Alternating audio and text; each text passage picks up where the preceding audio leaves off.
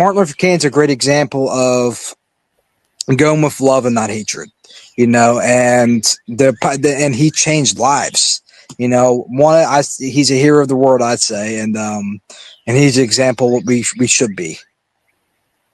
Yeah, and I just don't understand what people feel when they're quite cruel to somebody. I think when I'm kind to somebody, I get a really nice feeling. Like, say I'm out somewhere and I hold a door open for somebody, that gives me a very warm feeling inside. Or if you were to help somebody who's fallen over, like, I get a very nice feeling from that. And I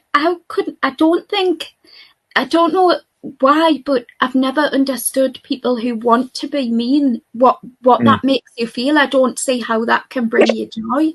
And when somebody's suffering and they're low and they're at a really bad point, I genuinely can't understand being cruel to that person, or how that can be fulfilling, or it just, to me, that's just not a nice feeling. I don't even like to argue with somebody, but we shouldn't be punishing people, and I think cancel culture has gone too far.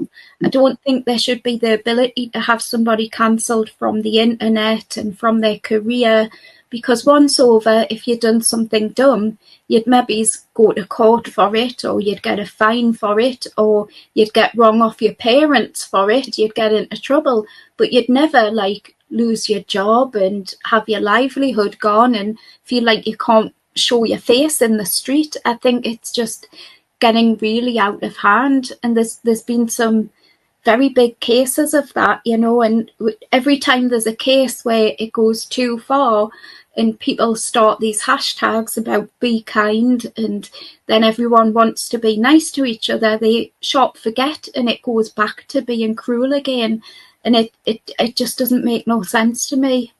It doesn't, it's, and then at that point it's words and not actions, it's until someone dies, that's when we take shit seriously. It's like, why didn't we start beforehand? Have we not learned from so many bully victims and so many things that have led to so many evil acts, I would say, like even with school shootings, what's the typical story behind that, like the backstory of that person that's a shooter?